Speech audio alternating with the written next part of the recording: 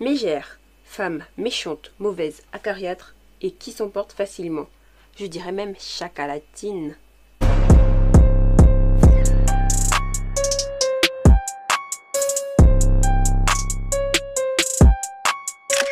Bonjour à tous et à tous, je suis très ravie de vous retrouver aujourd'hui, j'espère que vous allez bien. J'aimerais parler de mégères, de deux types de mégères auxquelles on fait face quasiment toute notre vie. Les mégères numéro 1, ce sont les femmes qui maltraitent les enfants de leur mari.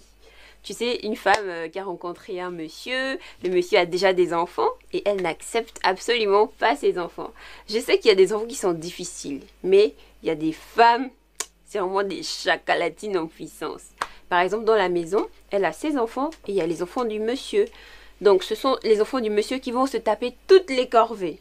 Le sol, la poussière, le linge, les assiettes, faire à manger, aller chercher de l'eau, aller au champ, enfin, bref, toutes les tâches qui puissent exister dans une maison, ce sont les enfants du monsieur. Et souvent, elle n'aime même pas que les enfants viennent chez leur père parce qu'elles se sont en concurrence avec eux, elles se sont en compétition. Surtout quand les enfants sont des filles. Elle ne les encourage pas à travailler à l'école. Au contraire, si ça ne tenait qu'à elle, on allait déscolariser ces enfants-là. Vraiment, c'est comme si c'était ses ennemis, quoi. Sachez que le papa n'est plus avec leur maman. Et elles sont nées de cette union-là. C'est pas de leur faute. C'était pas pour vous embêter.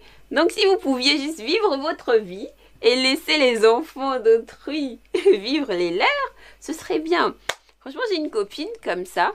En fait, elle est obligée d'aller louer une chambre quelque part dans Libreville parce que la femme de son père la déteste, mais à un point. Et je suis son amie, c'est vrai, mais je peux vous dire que ma copine, c'est une personne facile à vivre.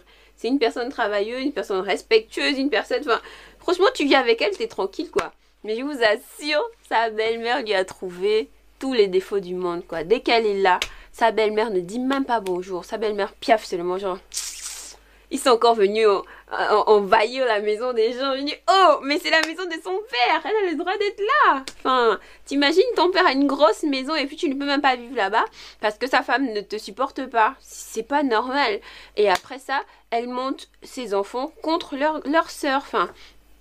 Franchement, je trouve que c'est vraiment chakalatinesque d'agir comme ça. Et comme je disais, c'est vrai qu'il y a des enfants qui sont difficiles. Mais je vous assure que ma copine, c'est une crème, tu vois. Quand elle est chez son père, elle fait les travaux, elle prépare. Des fois, elle prépare, la dame ne mange même pas. Comme si on l'avait empoisonnée. Enfin, parfois, elle ne veut même pas que la fille parle avec ses autres frères et sœurs. Enfin, c'est vraiment compliqué. Et souvent, les papas, ils ne font rien. Ils regardent comme ça, ils voient la situation s'amplifier comme ça sans rien dire. Aussi à vous de protéger vos enfants. Vous imaginez, il y a des enfants qui sont encore petits par contre, parce que ça c'est surtout les enfants qui sont très petits qui vivent ça. Mais ils se font frapper tout le temps, à longueur de journée. On les frappe, on leur frotte le piment au corps, on les met au soleil avec deux gros cailloux comme ça. Enfin, des punitions inimaginables. Même les enfants de la nouvelle femme de leur père se permettent de leur donner des ordres. Franchement, les enfants souffrent trop, quoi. Faudrait vraiment que ça s'arrête. Hein, les femmes, vous êtes là, vous êtes nouvelle dans un foyer. C'est pas la fin du monde, c'est pas une fin en soi. Peut-être que demain, vous serez plus dans ce foyer-là. Mais essayez de bien traiter les enfants, surtout quand les enfants ne vous ont rien fait. Parce que je comprends qu'une femme, que les enfants du mari n'aiment pas, je comprends qu'elle soit un peu hostile avec eux.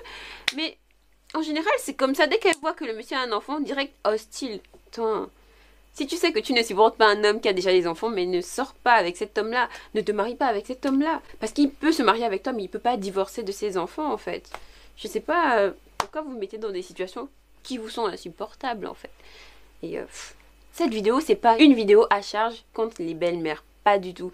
Ça veut pas dire que toutes les belles-mères, ce sont des chacalatines, ce sont des mégères, ce sont des marâtres, tu vois. C'est juste aussi pour sensibiliser, en fait. L'enfant de ton mari, c'est pas ta rivale, c'est pas ton rival. Voilà, vous n'êtes pas en compétition. Toi, tu as l'amour pour ton mari, elle a l'amour pour son père. Donc, si chacun pouvait rester à sa place et se respecter, hein, parce que vous aussi, les enfants, des fois, vous abusez. Vous pensez qu'elle est venue remplacer votre mère. Bah non, si ta mère n'est plus avec ton père, c'est leur problème à eux, en fait. C'est pas le problème de la nouvelle femme.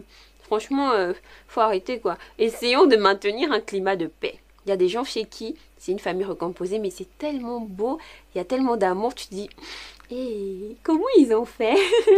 Donc voilà, je vous souhaite à tous qui êtes en famille recomposée de vivre d'amour sincère. Et le plus important, avant de passer au point numéro 2, c'est que n'oubliez pas que tout ce que vous faites, ça peut vous rattraper un jour. Pas que ça peut, ça va vous rattraper un jour, quoi qu'il arrive. J'aimerais aussi parler à une catégorie de mamans, c'est vraiment... je pense que c'est les pires mamans qui soient, quoi. Donc toi, tu fais ton enfant, quelqu'un se permet de le violer, d'abuser sexuellement de ton enfant, et toi, tu dis quoi à ton enfant? Tais-toi, ne divise pas la famille, laisse ça comme ça, ne divise pas mon mariage. Ah, vous aussi. Franchement, je ne sais pas pourquoi, surtout nous les Africains, je ne sais pas pourquoi on nous a lobotomisés comme ça en nous faisant croire que le mariage, c'est le truc ultime, quoi. Genre, quand t'es marié, t'es là. Ton mari viole ton enfant, et toi, tu dis quoi à ton enfant? Faut pas que tu gâches mon mariage. Non, il y a un truc qui va pas, quoi. Il y a un truc qui va pas. Et le pire, c'est que c'est quelque chose qui est récurrent, c'est quelque chose qui arrive souvent. Les femmes, là, des fois, sont tellement désespérées, elles trouvent un nouveau gars, elles se mettent avec lui, mais le gars, il se permet de violer ses enfants, et la meuf, elle ne dit rien, elle ne fait rien. Ce qu'elle trouve à faire, c'est peut-être, ouais, peut-être que tu l'as aguiché, tu veux prendre ma place, t'es jalouse de ta mère. Est-ce que vous êtes sérieuses, les mamans qui font ça? Franchement. Ton enfant va se tourner vers qui? Si toi, tu ne l'aides pas, si toi, tu ne la protèges pas, mon Dieu! Le mariage, c'est pas au nom de tout. C'est pas au nom de tout. C'est des vies que vous brisez, c'est des vies que vous saccagez avec ce genre de raisonnement. C'est toi qui as poussé l'enfant, mais c'est toi qui dois le protéger. C'est toi qui devrais être là pour arrêter ses souffrances, en fait. Pourquoi cette loi du silence? Pourquoi vous vous rendez pas compte que c'est terrible, en fait, ce qui s'est passé? Que c'est criminel.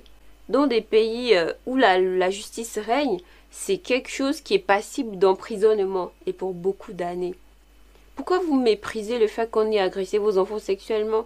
Vous savez que ça fait des adultes malades plus tard, ça fait des adultes détruits. Surtout quand l'enfant voit qu'il n'a pas été entendu, qu'il n'a pas été soutenu, mais ça va le suivre toute sa vie. En cette période où on est, on devrait déjà être assez évolué pour arrêter de cacher les cas de pédophilie, pour arrêter de cacher des cas d'inceste comme ça. C'est pas des choses à garder.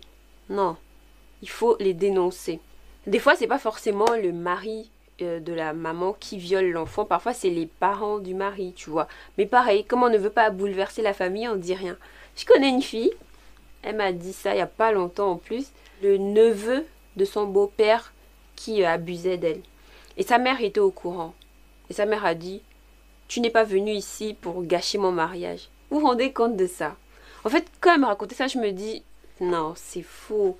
Peut-être que tu as mal compris ce que ta mère a dit, mais sa mère a vraiment dit ça. Et jusqu'à présent, elle et sa mère, c'est la guerre en fait. Du coup, toi, côté de l'extérieur, tu vas voir ça, tu vas dire, mais c'est quoi cette maman et cette fille qui s'entendent pas? Normalement, une maman et fille, c'est des potes. Hein. Elles n'ont pas un grand écart d'âge, tu vois. Tu te dis, bon, elle, c'est sûr qu'elle doit faire du shopping ensemble. Que nenni.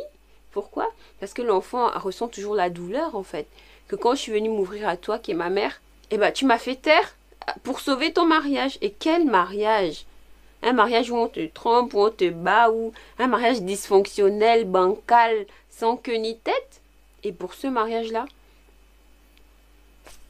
non mais je pense que franchement, il est aussi temps d'arrêter de romancer le mariage comme ça, de le rendre paradisiaque, de le rendre obligatoire, de le rendre incontournable. Genre, si t'es marié, c'est vraiment...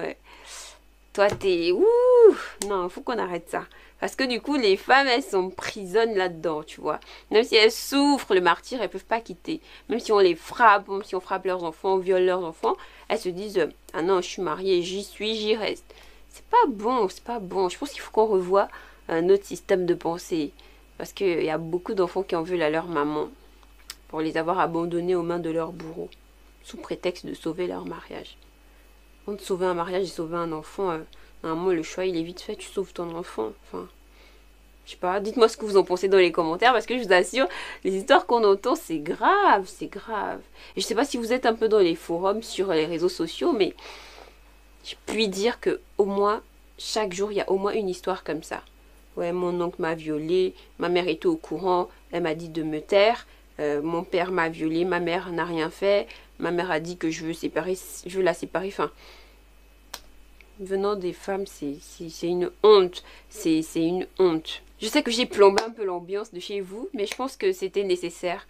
Donc si vous avez eu aussi un cas pareil, n'hésitez pas à me laisser un commentaire. Si vous connaissez une situation pareille dans les alentours, il faut en parler. Il faut briser la loi du silence. Voilà, le silence, c'est important pour certaines choses, mais il y a des situations dans lesquelles il faut absolument pas se taire. Je vous remercie d'avoir été là, d'avoir suivi cette vidéo. J'espère qu'elle vous aura plu, j'espère qu'elle vous aura éclairé. Dans tous les cas, n'hésitez pas à vous abonner pour recevoir d'autres vidéos qui arrivent. N'oubliez pas d'aimer, de commenter et de partager cette vidéo. Je vous dis à très bientôt. Au revoir.